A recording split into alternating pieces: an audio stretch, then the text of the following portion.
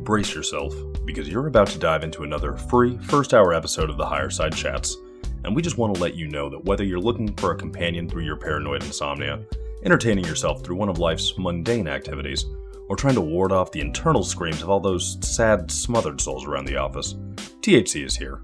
And you should know that every episode of the Higher Side Chats has an entire second hour for Plus members. Sign up at thehighersidechatsplus.com and you'll get years of Plus show archives, lifetime forum access, a special invite to Greg Carlwood's monthly joint sessions, MP3s of THC music, bonus episodes, tour videos, and 10% off t-shirts, grinders, and whatever else ends up in the Higher Side store. It's $8 a month that you won't miss, so become a Plus member and treat yourself in these troubled times. Always action-packed and commercial-free, which means you'll unfortunately never hear my voice again.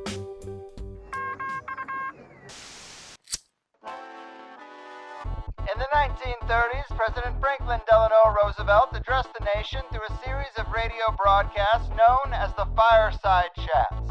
His aim was to reassure the common man that our society would recover from its troubled times. Well, we're far from 1930, and I deal with a different kind of fire. For a new era of worldly frustration, we offer a fresh conversation. I'm Greg Carlwood, and these are the Higher Side Chats. All right, folks, here we go, doing the thing from sunny San Diego. I'm Greg Carlwood, and I'm sure I don't need to tell you this, but a lot of things just don't add up about the events of 9/11. We're told that the Twin Towers collapsed into their own footprints with expert precision simply because they were struck by airplanes. Never mind the many, many witnesses who said they heard explosions going off in the building. Don't worry about the first 70-plus undamaged floors of each tower unraveling at freefall speed. And definitely don't think too much about Building 7, the 52-story skyscraper that wasn't hit by a plane at all, but also collapsed at freefall speed into its own footprint because of office fires, which was even reported on before it happened. Couple all this with the ready-to-roll-out Patriot Act, the War on Terror, and the TSA, and clearly 9/11 was the catalyst for some major changes that now seem to be the norm, with hundreds of thousands of lives lost, as well as trillions of dollars. Folks, I think many of us are past the fact-gathering stage of 9/11. The case has been made, and now, as cynical as we might be, we just seek justice and accountability. Well, it seems as if the stars have aligned, and we might finally have some serious movement in this very area. Lucky for us today, we have a powerful panel of professionals all involved in moving the needle towards legal action and a new investigation of the events of that day. First, we have Mr. Richard Gage, AIA, a San Francisco Bay Area architect with 30 years experience, member of the American Institute of Architects and founder of Architects and Engineers for 911Truth. We also have with us Barbara Honegger, MS, who has served in high-level positions in the U.S. government, including White House policy analyst, special assistant to the president, and director of the Attorney General's Law Review at the Department of Justice. From 1995 to 2011, she also served as senior military affairs journalist at the Department of Defense's Naval Postgraduate School. She's also the author of the legendary book October Surprise, which covered the deep story behind the Iran-Contra scandal and ultimately led to a full subpoena power congressional investigation funded at the level of the 9/11 Commission. She is also a board member, officer, and member of the Research and Petition Drafting Committee of the Lawyers Committee for 9/11 Inquiry, which filed a historic petition on April 10, 2018, demanding a special criminal grand jury to investigate the real causes of collapse of World Trade Centers 1, 2, and 7 with the U.S. Attorney for the Southern District of New York, which has been granted. And rounding out this truth pursuit trifecta, we have David Meiswinkle, JD, a licensed attorney in New Jersey since 1989 and a practicing criminal defense attorney for over a decade. He is presently the president and a board member of the Lawyers Committee for 9/11 Inquiry. He is also a retired police officer of 23 years and a United States Army veteran. In 2009, he ran as an independent against Chris Christie for governor and was the only candidate who spoke about the need for a new 9/11 investigation. In 2010, he ran as an independent for Congress against Chris Smith, again exposing the need for a new 9/11 investigation. So there we have it, some cliff notes to three very accomplished powerhouses in the pursuit of truth. Richard, Barbara, and David, welcome to THC. Thank you very much. Hi. All right, so this is a real honor and a pleasure, guys. I think the audience is pretty well educated on 9/11 and the illogical elements of the official story. Of course, we're going to have to remind them of some of that. But many of us have grown pretty cynical, thinking that nothing will ever be done about 9/11 itself. And the reason you guys are here is because not only have you all been dedicated to turning that tide for years, but it seems like some very important first steps have been achieved in the long road to legal accountability, and that's why we're doing this today. I tried to relay the finer points of your backgrounds there, which are all full of accomplishments, but maybe so the audience can get to know your voices, get to know you, we can briefly touch on how each of you came to question the official story and how you've applied your expertise to this campaign to get some real justice almost 2 decades later. Richard, maybe you wouldn't mind kicking this off for us. Yeah, 12 years ago, Greg, I was on my way back from a construction observation meeting, flipped my radio onto KPFA in Berkeley. It was free speech radio station, kind of socialist, if you ask me. I was a flag-waving Reagan Republican, so I don't know what I was doing listening to that station, but I'm glad that I did, because what I heard was David Ray Griffin, now an author of more than 10 books, probably 12 or 13 now, on the subject of the destruction of the towers and the rest of the events on 9/11. I was shocked to hear that he was discussing the research report of Graham McQueen, who documented among the 500 first responders, more than 25% of them were experiencing, seeing, hearing sounds of explosions before the onset of the collapse of the Twin Towers. And they are very specific about explosions before the towers came down. Pop, pop, pop, all the way around the building like a belt. All these explosions, quote after quote after quote like that, many of them seeing flashes of light sequentially. So this was extremely concerning to me. So he was speaking at the Grand Lake Theater that night, and I went, and they were sold out. 600 people filled that theater in March 30th of 2006. And I had to go home and watch on the live stream, and I'm going, what have I gotten myself into? Because I'd never heard any alternative theory about how these towers came down. So here he was talking about even a third tower that came down, Building 7. I didn't know a third tower came down. I mean, I've been an architect well before 2001, as you indicated in my introduction, and not a word about a third skyscraper. I mean, here's a 47-story skyscraper, which on the afternoon of 9/11, after, once again, witnesses hear explosions, this building drops like a rock straight down, uniformly, symmetrically, and at free fall acceleration into its own footprint in the exact manner of a classic controlled demolition. And I'm going, what in the world? That's obviously a controlled demolition. Who did this? Why? Well, this is part of the World Trade Center complex. It wasn't hit by an airplane. It had a few fires from the North Tower when it came down. So I just started launching into this. I said, I got to find out what's going on here, because it's something that we have not heard about on CNN. Mm-hmm. Mm-hmm. And that's obviously a great catalyst for seeing that something doesn't add up. And what would you say is your current role in the fight for answers and the current events that are going on with these two organizations coming together? Well, I put together a PowerPoint and took it to the architecture firm I worked with. 15 architects came. I bought them pizza, so they had to come. And they watched it. Before that, they thought I was kind of nuts, because for a few months I was talking about this, and most of them just didn't agree at all. They were quite skeptical. But every one of them, after seeing that 45-minute presentation, agreed with me. Oh, my God, you're right. These towers were brought down with controlled demolition. Where do I sign? Hmm. So that was our first 15 architects and engineers for 9/11Truth. Now we have 3,000 demanding a new investigation publicly on our website, and they are on record with their very serious concerns that I'm looking forward to talking with you about today, because since then, we have been to every member of Congress individually 3 times over the last 10 years. And we've given them our petition, our documentary, 9/11 Explosive Evidence, Experts Speak Out. It's free on YouTube. People can see all this evidence we're talking about today. Go to YouTube and search Experts Speak Out. And then we've also gone all around to conferences of architects and engineers around the country trying to educate the profession, because the American Institute of Architects has not issued one bulletin, not even a mention of a third skyscraper that came down on 9/11, because allegedly this building, according to the official story, came down due to normal office fires. Well, normal office fires have never brought down a skyscraper before 9/11 and not after or on 9/11 either.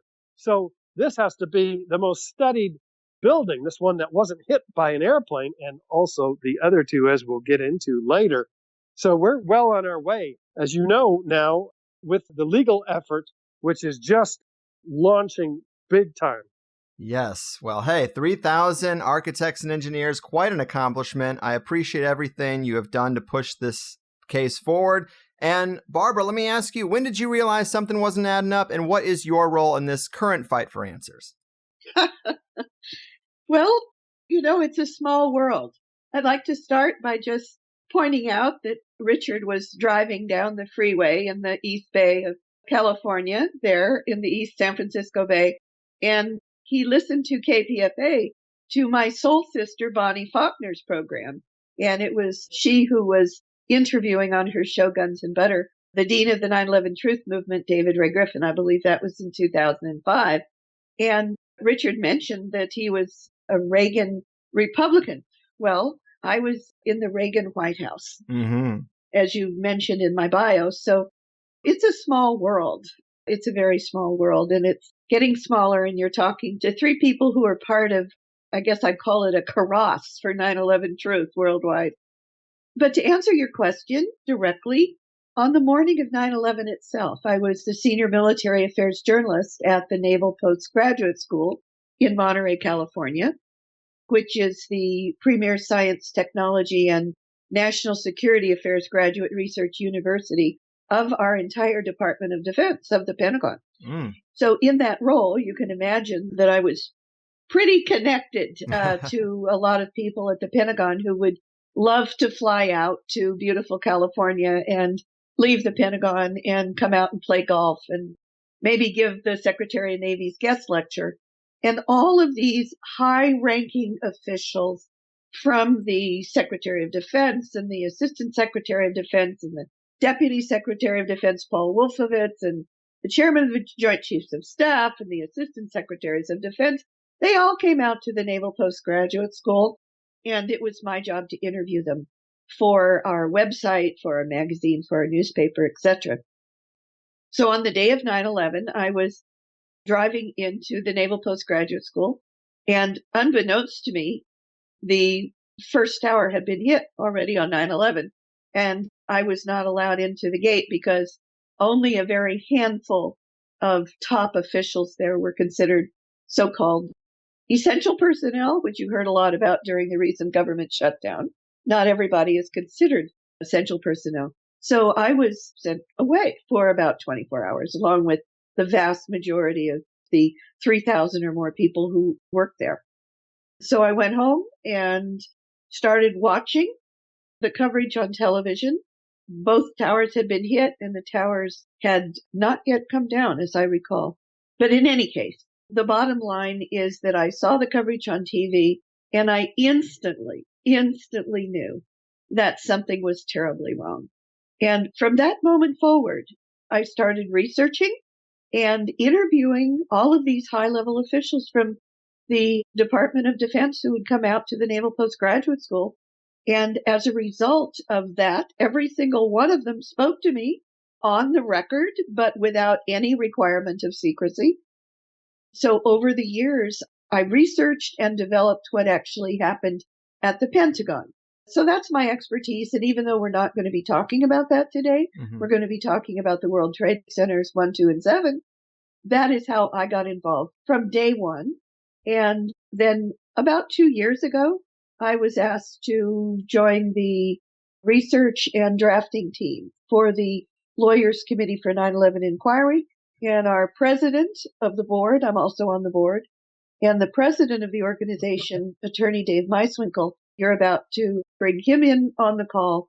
So I'm now a member of the board. We have 8 board members in that organization, and Dave is going to be talking to you in more detail about our breakthrough for 9/11 justice by the Lawyers Committee for 9/11 Inquiry. Yes. Thank you, Barbara. Man, a life in the lion's den, no doubt. And That's right. David, yes. Let me ask you the same question. When did you realize something wasn't adding up? And what is the reason why we're talking today? It's very exciting.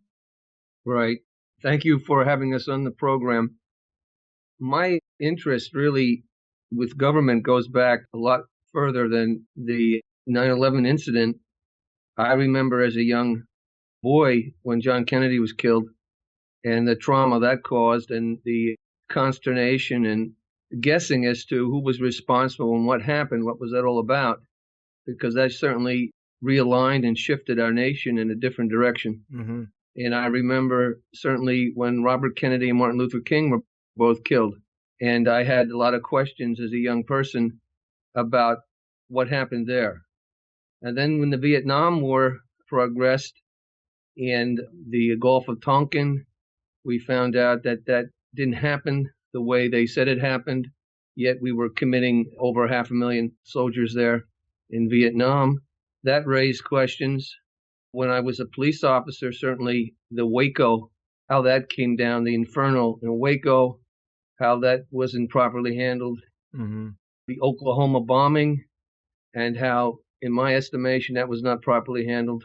And at this time now, I'm a police officer in what I would describe as a fairly corrupt administration, and I'm challenging them, and did for a number of years, and in part successfully, realizing that there is another face to government that most people don't see, but when you're inside it, you do see it, and sometimes it could be viewed as a fairly sinister face. When 9/11 happened, I was just leaving the police department. I had been there for 23 years. And some of my co-workers that I'd worked with went up there briefly right after and during that period of time. It did not look right to me from the beginning when I found out that the crime scene was not properly protected and that the steel, which would be evidence, was being carted off and chopped up and sent overseas, and that forensic studies were not being done, and that there was a lot of questions there. And same with regards to firemen having questions about spoliation of evidence and how it was not being checked for explosives and things of that nature.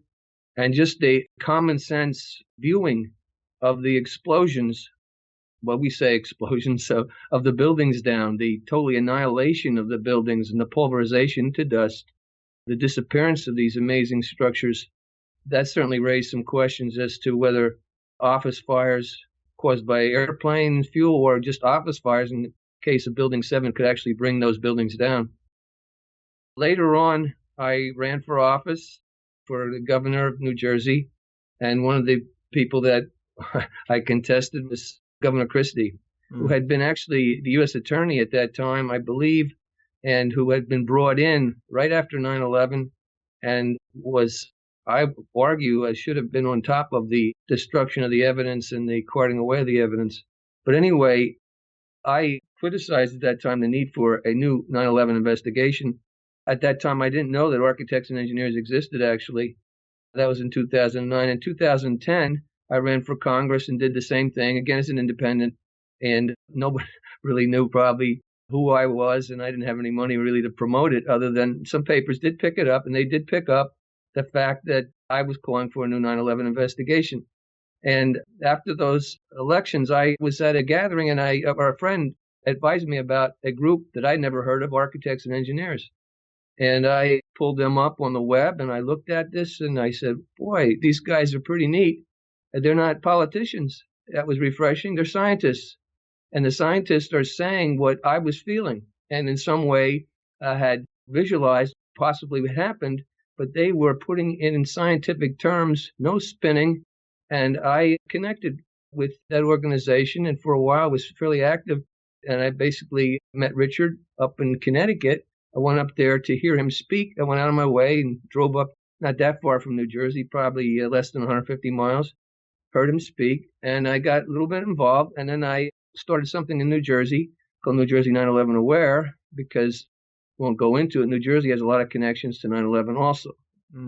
Shortly thereafter, somebody in architects and engineers mentioned my name because a woman I know and have met and we're good friends now, Pamela Sensei, was riding her bicycle across the United States from the state of Washington with some important documents. And she was going to Washington, D.C. to drop them off. And they were needing an attorney maybe to go down there and meet with her and just be around, make sure that, everything is up and up. So I met her down there and we went to FBI headquarters in Washington and did give them some documents. One of them is the #1 exhibit that the Lawyers Committee submitted, and it has to do with the thermatic material. Niels Harritz and Stephen Jones, the red gray chips that showed that nanothermite, an active incendiary explosive at nanothermite level that is utilized by the military and created by the military, was in the dust sample. So we presented that actually in 2013, if you can believe that, to the FBI. So I continued to be observant and wanting to do something to get to the truth, insulted by the process thus far because it didn't seem to really be interested in truth. Read the 9/11 Commission report twice and saw many holes and emptiness there, and eventually hooked up with some attorneys that I was asked to join a board, and I did, and that was the Lawyers Committee for 9/11 Inquiry, which I am now the president, and had the honor, along with another attorney, Julio Gomez, and Bob McIlvaine, who is probably the most prominent family member of a victim. His son was Bobby, who was killed going into the North Tower, I believe so, building #1 in the lobby area. And we went out and presented the grand jury petition to the U.S. Attorney's Office on April the 10th. So that's a little bit of my chronology there. Beautiful. Great context for people, guys. It is sometimes hard for an individual to accept something so huge could be a manipulated event or a false flag. And so I do like to hear about those catalysts that kind of put people on that page. Now, let me ask the legal experts here to walk us through these recent events. Sometimes people who are unfamiliar with the legal process can have a hard time wrapping their heads around exactly what is going on with this process, but it's pretty amazing. The Lawyers Committee filed a grand jury petition. The U.S. Attorney for the Southern District of New York responded with a letter that said he would comply with the request. And so what does that really mean? What happens now? Right. Well, that's very significant. And had it not been for that short letter that was written on November 7th, 2018 by Jeffrey Berman, who's the United States Attorney, and that's in the Southern District of New York, we probably wouldn't be here speaking because it wouldn't probably be big news. And we would be another one of these, quote, conspiracy relics that gets cast off. And usually in those conspiracy relics, there's a lot of truth. That's why they're being cast off. But in this case, for unknown reasons, and we can speculate on the various reasons within the present context of history, we have been invited inside the castle.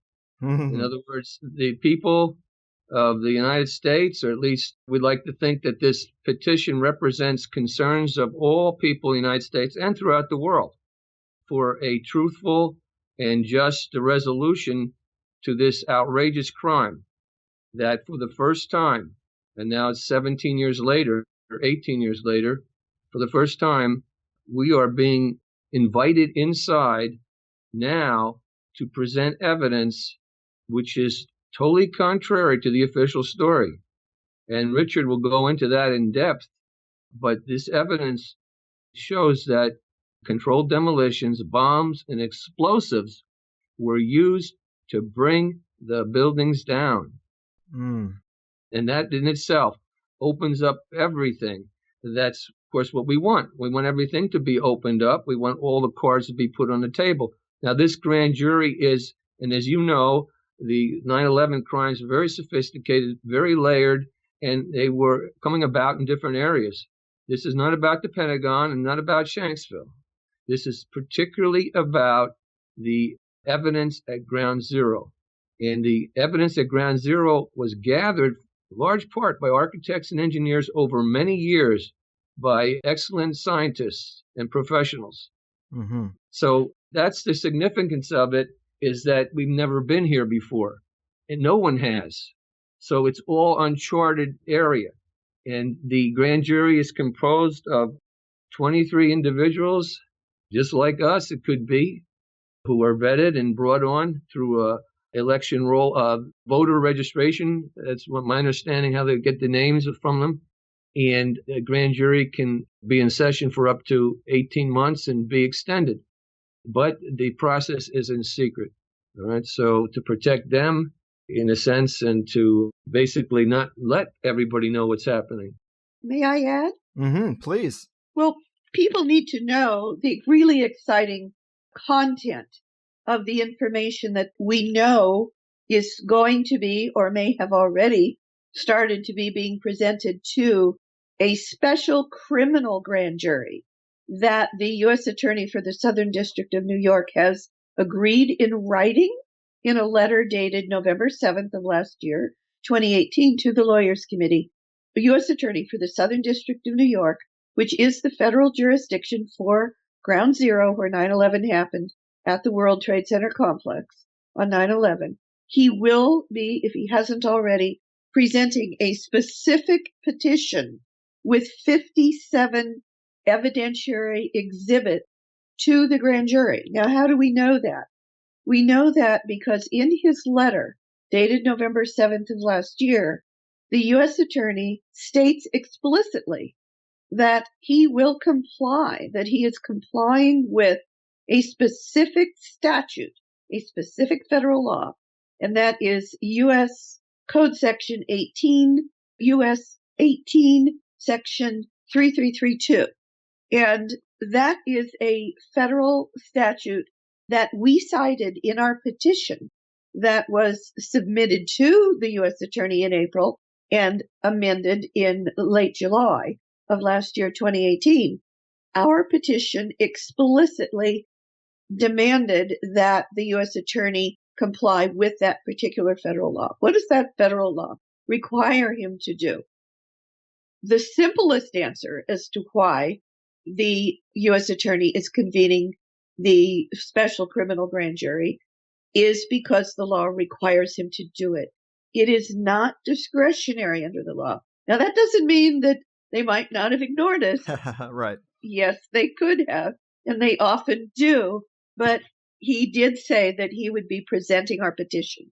Now, what I'd like your listeners to do is to read the petition. So you do that. It's in the public domain on the internet. And the way you read the petition and the exhibits, and when you read them, know that the 23 grand jurors will be reading these because the law requires the U.S. Attorney to present our actual petition and exhibits to the 23 grand jurors. And the way you read the petition and the exhibits is you go to the Lawyers Committee for 9/11 Inquiry website, and that website is LC, which stands for Lawyers Committee. So that's LC4, F-O-R, 911.org. That's LCFOR, 911.org. It's obvious when you go to our website on the main page, click where it says to read the petition. And when you bring up the petition, by the way, it's not quite obvious. You need to scroll down with your cursor in order to go to page 2, page 3, etc. And the petition is a little bit over 50 pages. And within the petition, there are live links to the exhibits, or you can go directly to the exhibits through another link on the homepage just to go straight to the exhibits. But I recommend going to the petition, and for laymen, as opposed to attorneys, I recommend going directly to page 22, which begins the evidentiary section of the petition with those live links to the exhibits. And when you read them, know that this explosive information that proves the official story is false and proves what we know about what did happened at World Trade Centers 1, 2, and 7 on 9/11, that those 23 grand jurors will be reading what you are reading, and you better be sitting down when you do.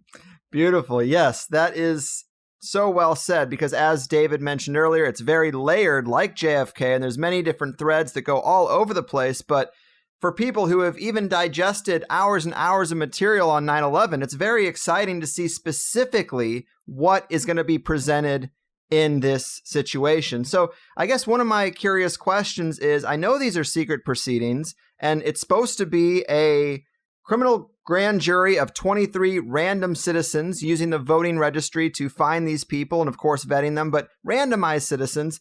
And you guys, even though you submitted this, you aren't even privy to where this process is, as I've kind of gathered from your statements. Like, you don't know if they're in the selection process or what, right? It is very secret, even from you, though you submitted it.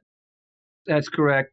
We've written them. We're waiting for a reply, and we're ready to send them something, actually.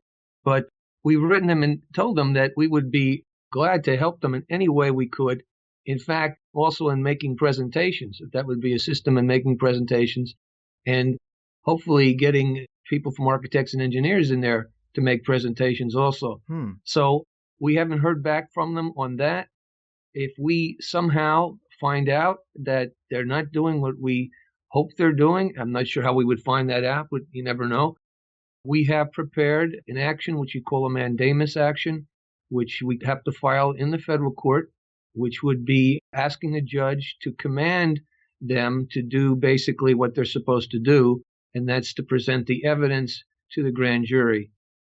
The mandamus action would mandate them, as Barbara mentioned, not discretionary on the part of the U.S. attorney. The U.S. 18 U.S.C. 3332, it mandates that the U.S. attorney make this presentation. So would you, I know the proceedings are secret, but would you even be notified of a conclusion? Like, there has to be some kind of mechanism for accountability. I'm sure there would. I'm sure there would be. For the attorneys involved here, this is a new process for us. Now, as a police officer, I was involved in grand juries. I testified at grand juries. I actually ordered at one time, because I had a co-defendant that I was defending, I got permission actually to get a transcript from the grand jury, because this information is being recorded or taken down. There's be a record of it, but the record's not available to us. But I have on the state level in New Jersey been able to be involved. But this is such the nature of a crime that you would think that it would take a long time to get into it. I was involved with one which lasted, it seems to be 2 years. And eventually indictments did come down on people that should have been indicted. But the process is a long process, and it basically have to say that we have to have some patience here as far as what's happening in New York. Now, there are other things that we can do meanwhile, which we are going to be doing. But the question's a good question. We ask it to ourselves is we waited too long before we haven't got a positive response, okay? So it's not that long yet, okay? So we got the letter in November, and let's see, so that's December, January, so it's 2 months ago, right? So it's not that long ago. And as Barbara mentioned, the chronology is that the first petition was given on April the 10th. And on July 30th, we gave them an amended petition, which basically amended the crimes that were being discussed. And then we just added them to basically make it more secure. Originally, the petition only covered federal laws that criminalize bombings of places in public use and government facilities. Then we added federal law criminalizing acts of terrorism transcending national boundaries, federal law criminalizing providing support to terrorists, and federal law criminalizing the killing of a federal government agent and employee. I believe that 2 FBI officers were killed. In the letter we received from the U.S. attorney, he says we have received and reviewed. And now this is as of November 7th. So, and what Barbara mentioned is that on our website, lc4911.org, is the petition, 52 pages, and the exhibits, 57 of them. It will take you a while to go through the exhibits. And by him writing that, we have received and reviewed, to me, that means they've looked at everything. And after they looked at it, they thought it was reasonable And that's why they invited us in, all right? Because they looked at the evidence and they said, whoa. So they're calling a special grand jury based on that petition. Mm-hmm. Right. I'd like to add, if I could, Sure. that the 57 exhibits, people need to read the petition beginning on page 22 of the petition. By the way, the November 7th letter has been scanned from the U.S. Attorney, and it's also on the Lawyers Committee website, lc4911.org. What I'd like to do, though, is to kind of directly answer the question that you asked a few minutes ago, and that is that the purpose of a grand jury, of course, is to see if there is sufficient information to indict specific individuals and perhaps also corporations, companies, entities, in addition to individuals, for specific crimes. And if there are indictments, of course, that come out of the grand jury, which is its function, its primary function, then, of course, those will almost certainly be public, and we would, not only the Lawyers Committee, but the world would know about it if someone was indicted, just like Robert Mueller, the special counsel, has been indicting a number of individuals who served in high-level positions in the Trump administration that are all over the international and national mainstream press and media. Of course, that would be the case if there were actual indictments. And also if the grand jury wrote a report, that would likely, almost certainly, be made public as well. So those would be the situations in which we would know, even if we don't learn something earlier from the U.S. Attorney's Office. Great. Thank you for that. Yes, it's just one of those things where you got to make sure this stuff isn't swept under the rug. And the more attention we can draw to it, the more public pressure we can mount, the more we can educate the citizens about what is going on, the better. And so, Richard, obviously the expertise of architects and engineers is crucial to breaking through the denial that so many folks might have. Can you elaborate on the data points here and just what happened on 9/11 and how it couldn't have really happened the way we're told it did? Yeah, we start with Building 7 because the grand jurors are going to see a building collapse that wasn't hit by an airplane on the afternoon of 9/11. And what they're going to see is exactly what they have seen in their lives and have a frame of reference for understanding. And that is when they demolished the old hotels in Las Vegas, where witnesses hear and see explosions.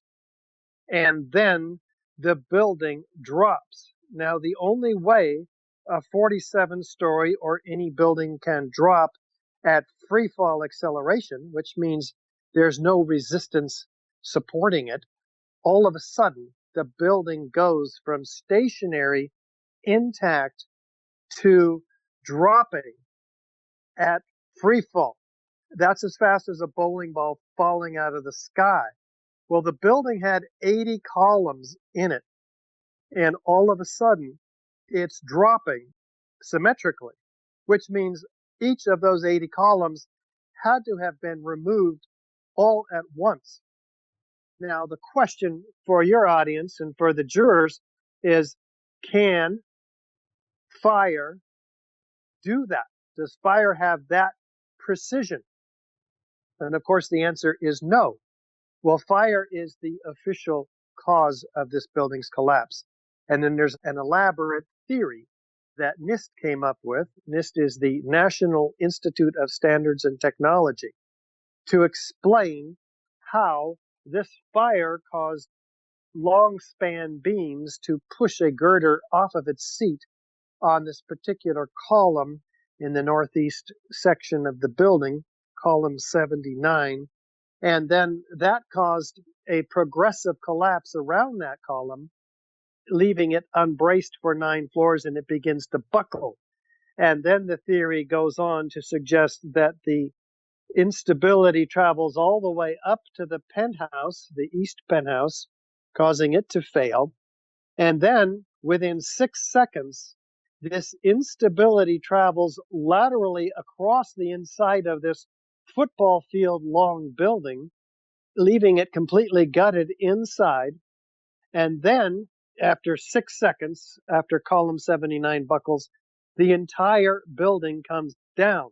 Now, we have spent 10 years now showing every problem because there's not any part of this story that makes any sense, believe it or not. This is all a fabrication on the part of NIST, which is under the Commerce Department, which is under the Bush administration. And this is an agency that the Bush administration replaced the leadership of when they came in. So we need an investigation that looks at what could have brought this building down. And in fact, we have spent $300,000, well, we're still paying for it. But the University of Alaska, the chairman of the Civil Engineering Department, Professor Leroy Hulsey, has taken on the effort in over 3 years to try to prove if fire could have brought this building down. And they've determined, hands down, no way fire could have brought this building down. In fact, the only way that it could have been brought down is by removing the columns. And that's exactly what they did in their final analysis in the FEA, finite element analysis. They took out all the columns, and indeed, the building comes down in the exact manner that we saw in their computer model, that we saw in the video, contrary to NIST, who provided their video to try to prove their theory, which actually completely disproves their theory. So this is an extraordinary set of corroborating important data from a major university, that is University of Alaska in Fairbanks, that corroborates the theory of explosive demolition, which is borne out by the physical evidence left under the pile. For instance, temperatures exceeding 2,800 degrees Fahrenheit. Well, you can't get that in an office fire. You can't get it with jet fuel. You can't even really get a quarter of those temperatures, especially in this building. These fires were few, small, and scattered, as your listeners will see if they go on YouTube and search Building 7 collapse. And there's hardly any fires to be found at all in that building.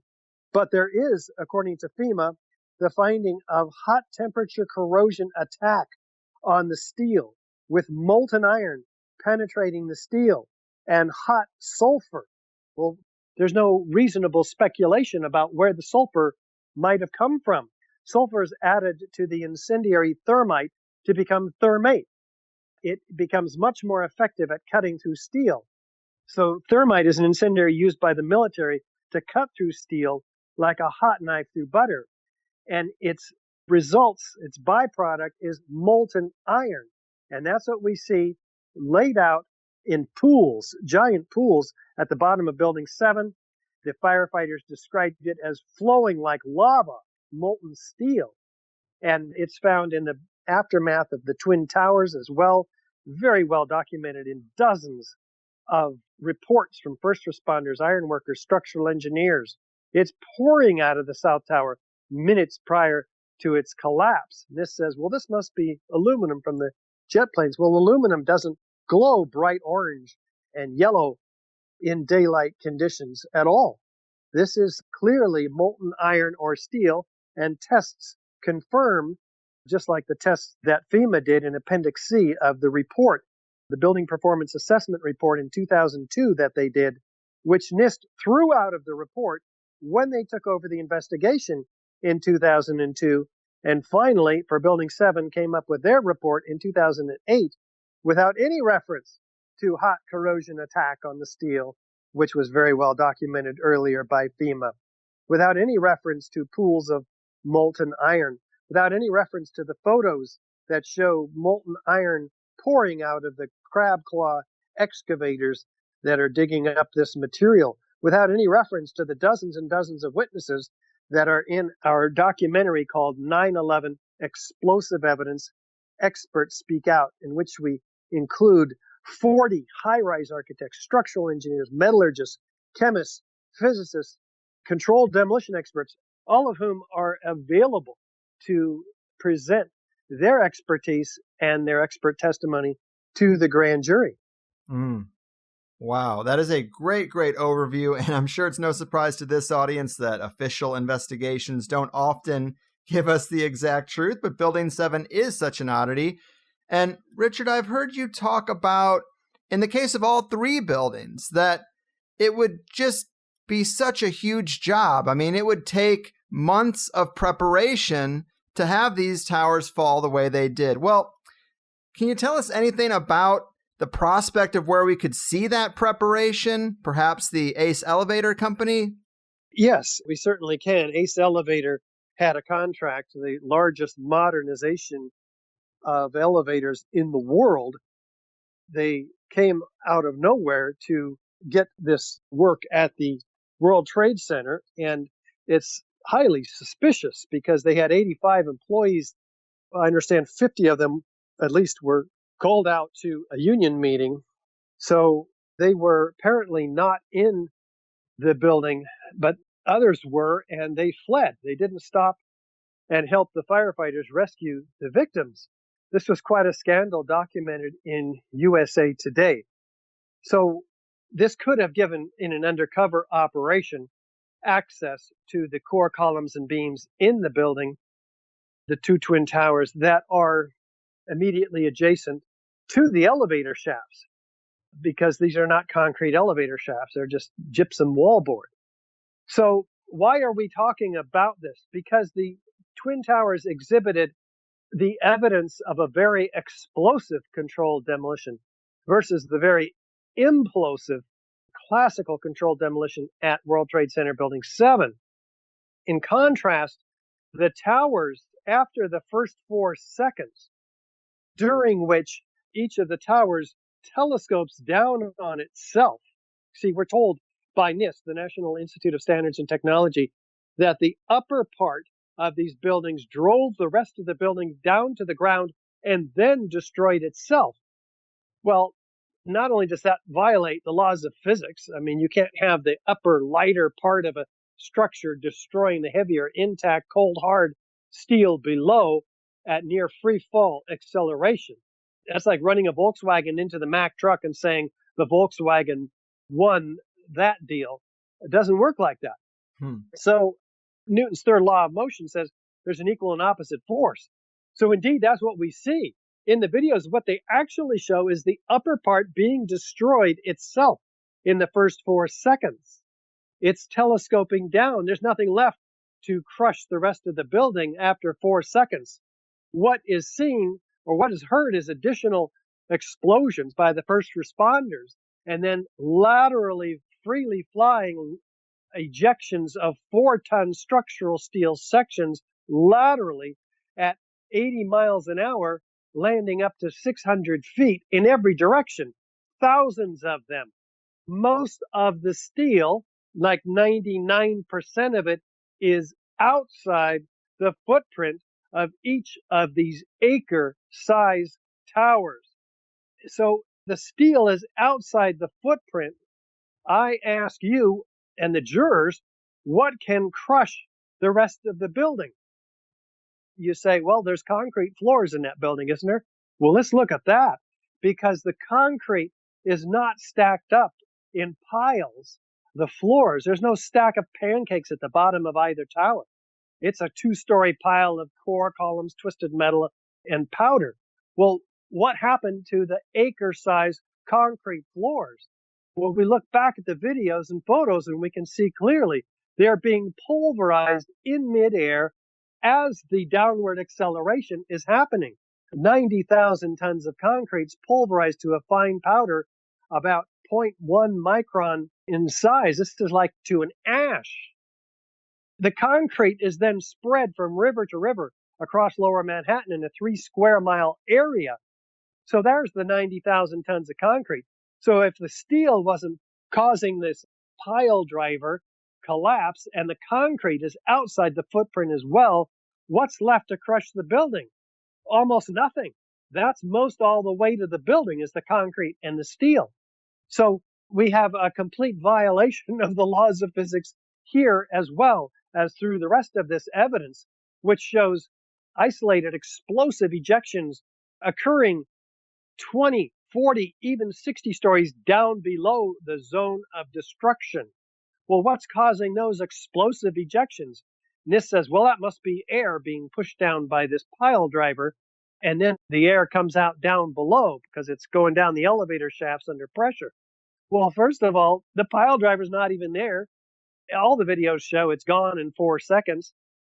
And if it were even there, it would be going down the elevator shafts and coming out into this open area achieved by the unique engineering of the Twin Towers, which we have 60-foot open areas on two sides, 30-foot on the other two sides, so that they could have cubicles running across this open space. So if that air was coming into this open space on any floor, it would blow out all the windows or none of them, but not these highly focalized pinpoint ejections that are occurring in a geometric pattern on the middle of the facades, many of them.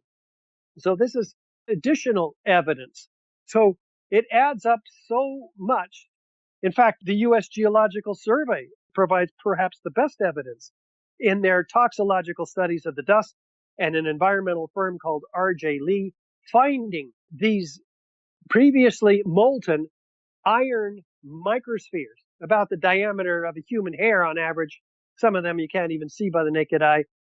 There are billions of them. Up to 6% of some of these dust samples are these previously molten iron microspheres. Well, how did they get to be molten? That's, again, 2,800 degrees to melt iron. Where does that come from? Well, it doesn't come from melted steel because it's not steel. It's elemental iron. This is the byproduct of thermite found by the USGS and R.J. Lee throughout all of their studies. And they actually document it very well, but they have no explanation as to where these previously molten iron microspheres came from. Well, maybe the answer is located in an additional set of evidence documented by a team of 8 scientists from Denmark and other places around the world, Niels Harrit, Stephen Jones, and others, and they find these curious red-gray chips, red on one side, gray on the other. The red side, they get real curious because it comes up to a magnet. It's got iron in it. So they do X-ray energy dispersive spectroscopy test and find out that, my God, this is iron, elemental iron, and aluminum powder in these chips. So this shouldn't be there. This is the ingredients of thermite, iron oxide and aluminum powder. So they do an electron microscope test, and what do they find? They find nanoparticles of iron oxide and aluminum powder, platelets, iron oxide rhomboidal crystals set in an organic bed of oxygen, silica, carbon. So they find the ingredients of the incendiary thermite embedded in organic material, which is used in TNT to provide the expansive concussive force that blows things over. So here's an incendiary that is engineered to become more explosive. And they prove that by setting these in a differential scanning calorimeter, a heater. And when it gets to be about 750 degrees Fahrenheit, they ignite, producing much more energy. Well, paint doesn't do this, even though they look like paint, because they have a similar color to paint, the primer on paint. Well, no, paint doesn't have these exotic properties. So what they've done here in the heater, when they ignite, they produce what? The same molten iron microspheres that the USGS found everywhere but couldn't explain. But here is the perfect explanation found in the laboratory by these scientists who put this whole peer-reviewed paper up on the Bentham Open Chemical Physics Journal for all to see. And it's one of their most popular downloads now. This is an extraordinary piece of evidence that's self-corroborating, repeatable, and could put a lot of people away for a long time if the grand jury sees it and finds people who could be responsible with indictments, which is their purpose. Bam. Richard, bringing the heat, no pun intended. And my last real question for you was just because I know that the Freedom of Information Act is being used a lot here, and you guys are requesting a lot of documents from FEMA, the FAA, the FBI, NIST, and others. I'm just kind of curious, maybe broadly speaking, who's cooperating and who isn't? Are you getting a little bit better cooperation from some agencies as opposed to others? We've gotten some cooperation. We're in the midst of a right to know action in Pennsylvania. It's a state action. It's like a state FOIA, Freedom of Information Act. And we're hopefully going to get a batch of documents soon. It was promised, and for some reason it's being held up right now. I and Mick Harrison, our litigation director, we've been out to Shanksville, to Somerset, which is Somerset County, Pennsylvania, where the plane went down. And we've gone and met the coroner there, Wallace Miller, and we've had access to the files that he has. Twice we've done that, and we've made a list of requests there. So we're waiting for that. We also have, on behalf of the Lawyers Committee, a lawsuit against, it's called the Open Public Records Act, against the New Jersey State Police to try to get documents that had to do with photos of people who supposedly were taking photos of the towers at the time they were under attack during that time and being jubilant and happy about it and were arrested at the time. To my knowledge, those photos have never been released to the public. So we're trying to do and get that. We have a possible action against NIST, that's the National Institute of Standards of Technology, that has a statute of limitation coming up to get some important documents. And we have some litigation that Mick Harrison, our litigation director, is handling against the National Institute of Standards and Technology. Over the years, talking to our researcher, he has got a lot of information, but also often he doesn't get information. So it's not like they're forthcoming with the information. Sometimes it becomes very difficult.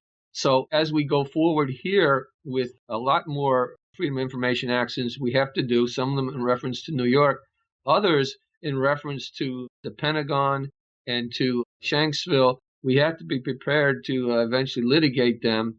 And that, again, will cost monies to do that, and time and expertise of people familiar with doing that.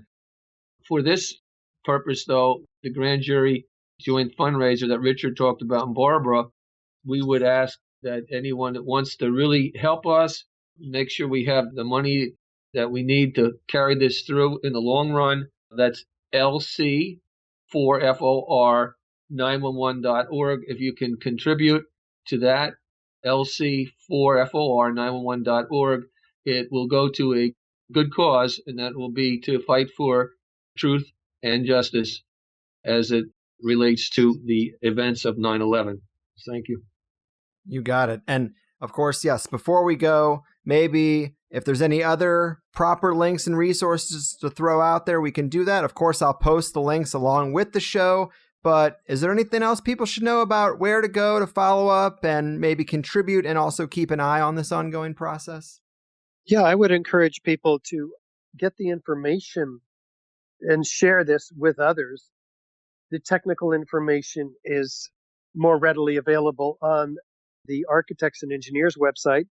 That's our website, which is AE911Truth.org. That's Architects and Engineers for 9/11 Truth, AE911Truth.org.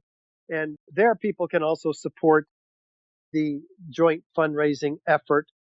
We have a button there for this co-equal project to raise funds for the attorneys. And we also have to package up the technical aspects, the expert testimony from the 40 high-rise architects, structural engineers, metallurgists, chemists, physicists, control demolition experts, and they're ready to go. It's just a lot of work, and our organization needs support as well.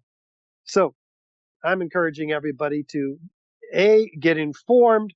We have the evidence section on our website. B, get informed of the 57 exhibits at the LC911 website and support both organizations. Right. I'd just like to add in the minute or so left, and I won't take the whole minute, that people need to know that the Lawyers Committee for 9/11 Inquiry has only just begun to fight. This is our first legal action.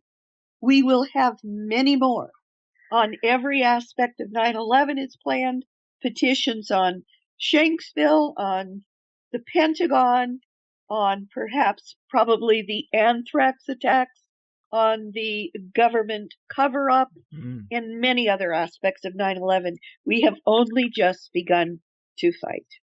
Cheers. David, any last words? Just appreciative of being on the show, and just ask everyone to renew or recharge themselves and have a vision of a better future for all of us. And it'll start with resolving some of these problems that have never been properly resolved. And then we can go forward in a bright future for ourselves and our families. Thank you. Hear, hear. Awesome, guys. Well, I really, really respect everything you're doing. I hope you do get some support from the audience. It's been an honor and a pleasure for me to contribute in just a small way today with this show. I'll also be donating $100 when we get off the air here. And I just wish you the best of luck on this ongoing quest, uphill battle for truth and justice. Keep it up, guys. Thank you. Thank you, Greg. Thanks, Greg. You got it. And another one in the bag, dear listeners. And I would say a pretty good one at that. It is pretty rare that I want to dedicate an episode to 9/11 at this point, because I would guess that most of us have watched more than enough documentaries or interviews on it in the last 18 years. But the fact that this grand jury seems to be happening, to me, that's worthy of an episode. And even though I feel as if I've gone over the evidence enough, it's still intriguing to hear their best arguments and what points of evidence will actually be presented to people. You know, I still place my bets on the work of Dr. Judy Wood. I think if you read her book, it's hard not to, especially when you factor in what we've learned about ether physics and technologies that utilize forces and fields that are barely even recognized in the mainstream. So it is hard to get people there, because you're talking about things that people don't even really believe exist. I might as well be saying that a flying saucer took down the Twin Towers. I think it's actually kind of genius to use a technology that people don't know about, because they will never fully figure it out. They will always squabble over the details, like so many splintered off factions of the 9/11 Truth movement have done. I was going to bring it up in the interview, but a part of me just feels like it's kind of further down the road stuff, and I really didn't want to push too hard, because, look, if nanothermite was found at the site, both burned and unburned, then so be it. I mean, if that is a real fact, I'm willing to accept it. I still see no reason why all three buildings couldn't have been intentionally coated with nanothermite and then this energy field generation used to ignite it all to make sure everything was vaporized at once, you know? Obviously, we went over a lot of evidence today that does show very weird and abnormal qualities to the material and the building's destructions. And to be diplomatic, I would just say some highly advanced military weaponry that defied conventional knowledge of engineering, architecture, and demolitions was used. And that covers it all, right? Because I am looking for that common ground. But I also wanted to say something about it here, because otherwise I'd get a bunch of messages about why I did a 9/11 show and never mentioned it. So I do still think it's in play. I just didn't think it really needed to be brought up here. It wasn't super appropriate. It wasn't the focus of the guest's work. And I don't really have an axe to grind about it. I'm just happy there's some movement, even if it might not be 100% exactly the movement that I'd like to see. It's very close. But in the first hour today, you know, it is a bit new for me to have three guests. I actually don't think it's ever happened. And it took some time just to get to know them and all their impressive accomplishments and their awakening moments and their input in this current situation. But I think we delivered a good, well-rounded chunk of information for everyone in that free show. I think you are left with a pretty good understanding of what's happening.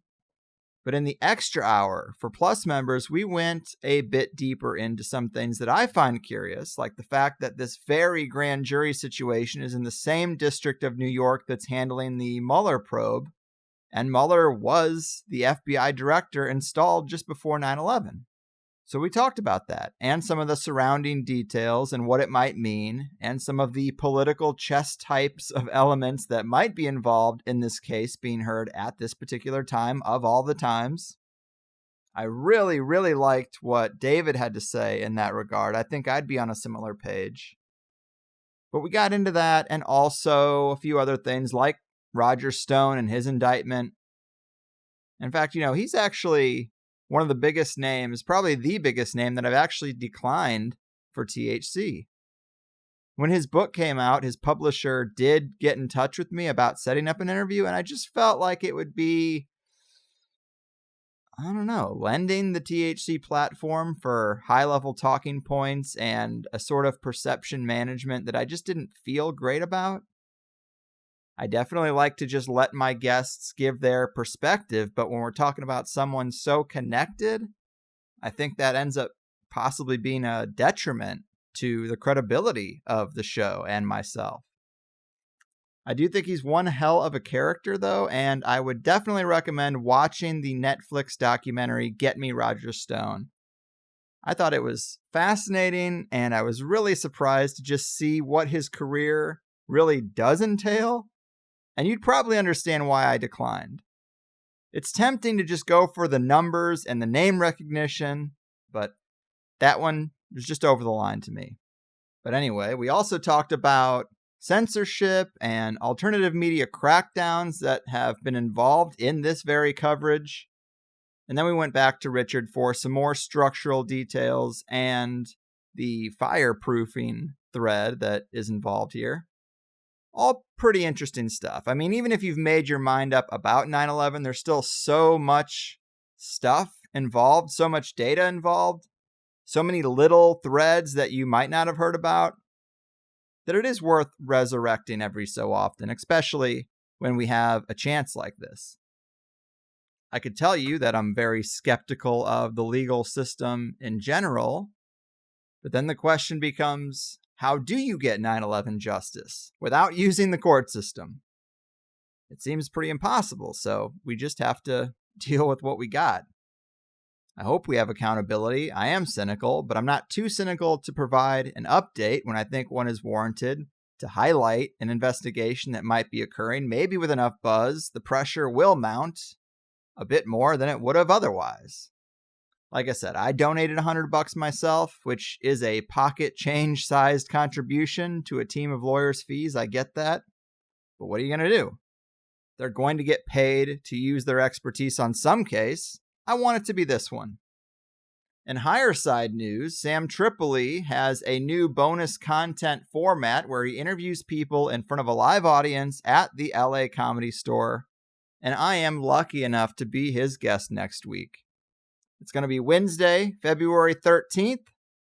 I think it's at 9 p.m., but I was told that it is free to attend. So if you're in the LA area and you like THC, come hang out. I'd love to see if we could make it a bit of a hang, But it's nice for me because we did that live show at the Ice House, the oldest comedy club in the country, some say, depends on how it's defined. And then we did that show at the Comedy Store in La Jolla, and that was nice. But I am such a fan of comedy that to do anything in the original Comedy Store is a bit of a bucket list item for me, even if it is just to record a podcast. It should be a lot of fun, and I thank Sam for bringing me in. So maybe I'll see you there. But with that said, big thanks to all three of the guests today. Richard, Barbara, and David are all so dedicated, and I have a lot of respect for fighting the good fight, despite how tough it must be. And how about Barbara being the inside whistleblower for the Iran-Contra scandal? Wow, right? But I hope you enjoyed it. I hope you're as compelled as I am to follow along with what's happening here. And maybe the guests we've had today and their credentials will be enough to share this show with someone who might be on the fence about 9/11. Because we did take time to refresh folks' minds about some of those details. And again, with pretty impressive guests. So that is it for me. Your move, false flag facilitators, shadow state criminals, and the District Court for the Southern District of New York. Your fucking move. Oh no, You see, the world isn't random, it's attached to puppet strings, control over everything. The 9 to 5 is trying to steal ya. Now don't that job seem silly? Hello, can you hear me? Or should I play back recordings from some spying agency? Wish we were younger and free. I'll be thankful when it's all exposed, the vast conspiracy. There's such a difference between us and the damn brush shots. Hello from the higher side. They're calling out 1,000 crimes. They'll tell you the story of everything that's been done, and they'll call out deception of the web that's been spun. Hello from the higher side. The earth is hollow inside. They'll tell you about something that no one else will. Have you heard about Saturn? Have you heard about the real since the war?